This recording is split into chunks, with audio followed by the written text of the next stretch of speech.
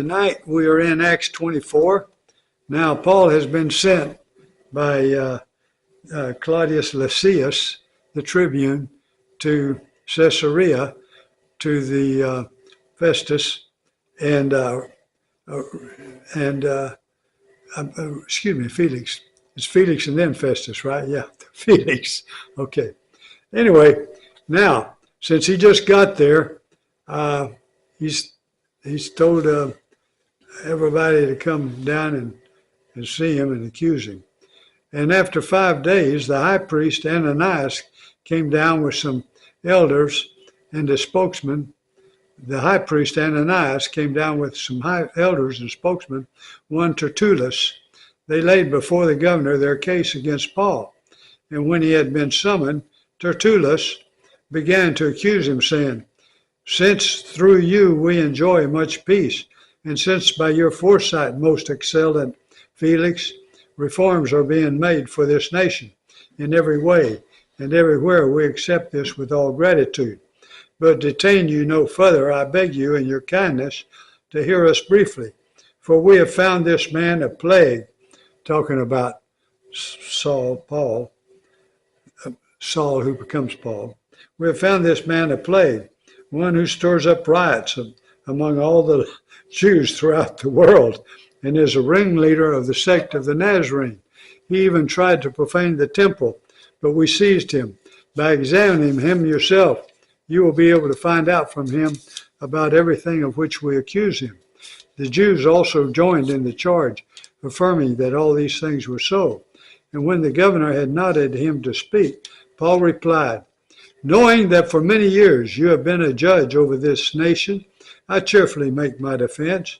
You can verify that it is not more than 12 days since I went up to worship in Jerusalem, and they did not find me disrupting with anyone or stirring up a crowd, either in the temple or in the synagogue or in the city. Neither can they prove to you what they now bring up against me. But this I confess to you, that according to the way, which they call a sect, I worship the God of our fathers, believing everything laid down by the law and written in the prophets, having a hope in God. When these men themselves, having a hope in God, when these men themselves accept, which these men themselves accept, that there will be a resurrection of both the just and the unjust. So always take pains to have a clear conscience toward both God and man. Now after several years I came to bring alms to my nation and to present offerings. While I was doing this, they found me purified in the temple without any crowd or tumult. But some Jews from Asia, they ought to be here before you and to make an accusation, should they have anything against me, or else let these men themselves say what wrongdoings they found when I stood before the council, other than this one thing, that I cried out while standing among them. It is with respect to the resurrection of the dead that I am on trial before you this day." But Felix, having a rather accurate knowledge of the way, put them off, saying, "When Lysias, the tribune, comes down, I will decide your case." Then he gave orders to the centurion that he should be kept in custody, but have some liberty, and that none of his friends should be prevented from attending to his needs.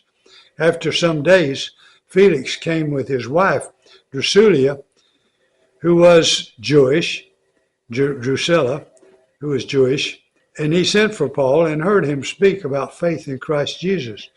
And as he reasoned about righteousness and self-control and the coming judgment, Felix was alarmed and said, "Go away for the present. When I get an opportunity, I will summon you."